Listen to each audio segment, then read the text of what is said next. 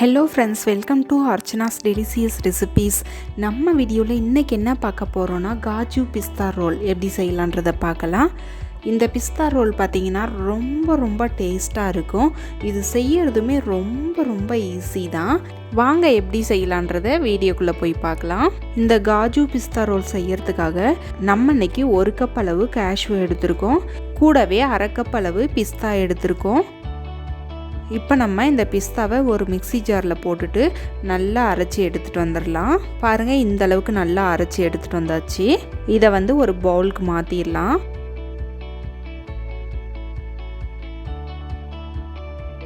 கூடவே ஒரு கப்பில் கொஞ்சமாக பால் எடுத்து வச்சுருக்கோம். அதில் கொஞ்சமாக க்ரீன் ஃபுட் கலர் சேர்த்துக்கலாம்.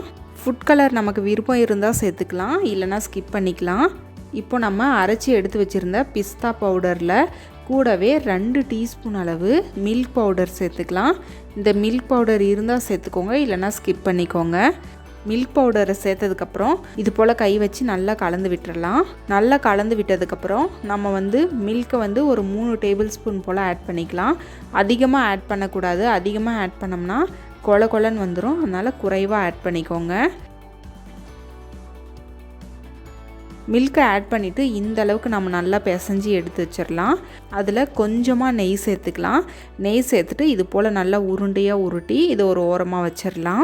இப்போ நம்ம 1 கப் அளவு கேஷ்யூ எடுத்து வச்சுருந்தோம் இல்லையா, அதையும் மிக்ஸி ஜாரில் சேர்த்துட்டு நல்லா பவுடராக அரைச்சி எடுத்துகிட்டு வந்துடலாம்.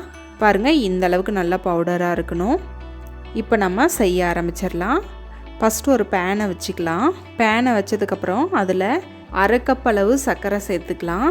அதாவது நம்ம கேஷ்யூவும் பிஸ்தாவும் சேர்த்து 1/2 கப் அளவு எடுத்துக்கிட்டோம்.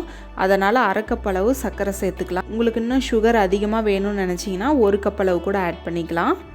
இப்போ நம்ம 1/2 கப் அளவு சர்க்கரைக்கு 1/4 கப் அளவு தண்ணி சேர்த்துக்கலாம். சேர்த்துட்டு இது ரெண்டையும் இது போல் நல்லா கலந்துட்டே இருங்க. நல்லா கொதி வரட்டும். இப்போ பாருங்கள், நம்மளோட சர்க்கரை பாகு நல்லா கொதிச்சு வந்துருச்சு. இதில் கையில் எடுத்து பார்த்தோம்னா 1 கம்பி பதம் அளவுக்கு வரணும். இப்போ 1 கம்பி பதம் அளவுக்கு வந்துருச்சு. நம்ம அரைச்சி எடுத்து வச்சுருந்த கேஷ்யூ பவுடரை சேர்த்துக்கலாம். சேர்த்ததுக்கப்புறம் கைவிடாமல் இது போல் நல்லா கலந்துட்டே இருங்க. அதாவது பவுடரை சேர்க்கும் பொழுதே நம்ம நல்லா கலந்து விட்டுட்டே இருக்கணும், இல்லைனா கட்டி பிடிக்க ஆரம்பிச்சிரும். பாருங்கள், இந்த அளவுக்கு நைஸாக வர வரைக்கும் நம்ம கலந்துட்டே இருக்கணும். கூடவே 2 டேபிள் ஸ்பூன் அளவு மில்க் பவுடர் சேர்த்துக்கலாம். உங்கள் வீட்டில் எந்த மில்க் பவுடர் இருக்குதோ அது சேர்த்துக்கோங்க. சேர்த்ததுக்கப்புறம் இது போல் நல்லா கலந்துட்டே இருங்க. அதாவது கைவிடாமல் கலந்துட்டே இருக்கணும். அப்படி கொஞ்சம் விட்டால் கூட அடி பிடிக்க ஆரம்பிச்சிரும். நம்மளோட முந்திரியோட மாவு எல்லாமே ஓரளவுக்கு நல்லா வெந்து வந்திருக்கு. இப்படி வெந்து வந்துச்சுனாவே இது போல் பபுள்ஸ் வர ஆரம்பிக்கும்.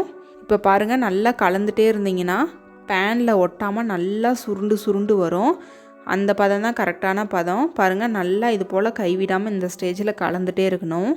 அது ரொம்ப கெட்டியாகவும் ஆயிடக்கூடாது, ரொம்ப தண்ணி மாதிரியும் இருக்கக்கூடாது. மீடியமான பதத்தில் இருக்கணும். இந்த சமயத்தில் பேனை நீங்கள் மீடியம் ஃப்ளேமில் வச்சு குக் பண்ணுங்கள். ஹை ஃப்ளேமில் வச்சிடாதீங்க.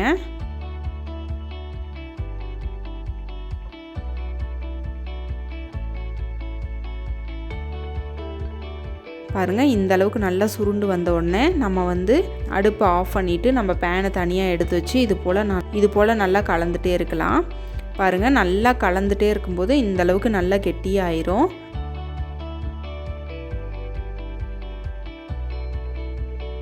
இப்போ நம்ம ஒரு பட்டர் ஷீட்டில் கொஞ்சமாக நெய் போட்டு வச்சுருக்கோம். அதில் நம்ம செஞ்சு எடுத்து வச்சுருந்த இந்த முந்திரி மாவு அதில் வச்சிடலாம். மாவை எடுத்து வச்சதுக்கப்புறமா அதாவது கை பொறுக்கிற சூடு வர வரைக்கும் நம்ம அப்படியே விட்டுறலாம். அந்த சூடு வந்த உடனே நம்ம எடுத்து இது போல் நல்லா 10 நிமிஷம் பிசைஞ்சிட்டே இருங்க. மாவு நல்லா கொலன்னு ஆகணும். அந்த அளவுக்கு நம்ம பிசைஞ்சிட்டே இருக்கலாம். அப்போ தான் நம்மளோட பிஸ்தா ரோல் கரெக்டான பதத்தில் வரும். பாருங்கள், இந்த அளவுக்கு நம்ம நல்லா பிசைஞ்சு எடுத்தாச்சு. இப்போ நம்ம ஒரு பட்டர் ஷீட்டில் வச்சுட்டு இது போல் ஒரு சப்பாத்தி கட்டையை வச்சு உருட்டி எடுத்துக்கலாம்.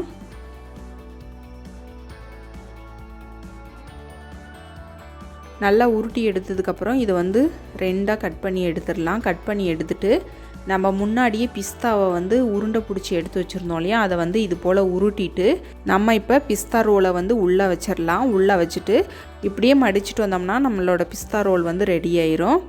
எல்லா காஜு பிஸ்தா ரோலையும் இதே போல் நம்ம உருட்டி எடுத்துக்கலாம். பாருங்கள், இப்போ எல்லாத்தையுமே நம்ம நல்லா இது போல் உருட்டி எடுத்தாச்சு.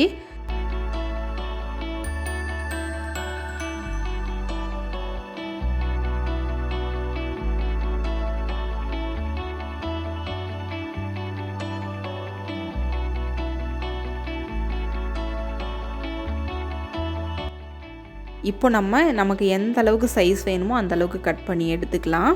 இது போல் சின்ன சின்ன பீஸாக கட் பண்ணி எடுத்துக்கலாம்.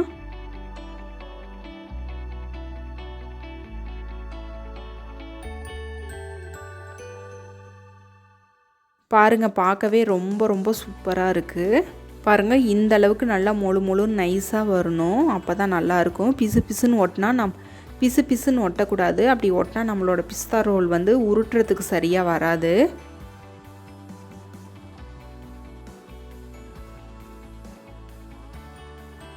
இப்போ நம்ம சில்வர் வார்க் எடுத்து வச்சுருக்கோம். அதில் வந்து இது போல் டெக்கரேட் பண்ணி எடுத்துக்கலாம். சில்வர் வார்க் இல்லைனாலும் பரவாயில்ல, அதை அப்படியே வச்சு சர்வ் பண்ணிக்கலாம். சில்வர் வார்க் வச்சோம்னா நமக்கு கடையில் எப்படி கிடைக்குதோ அந்த அளவுக்கு நம்மளோட பிஸ்தா ரோல் வந்து ரெடி ஆகும். எல்லா பிஸ்தாவிலையும் இதே போல் இந்த சில்வர் வார்க்கை நம்ம ஒட்டி எடுத்துக்கலாம்.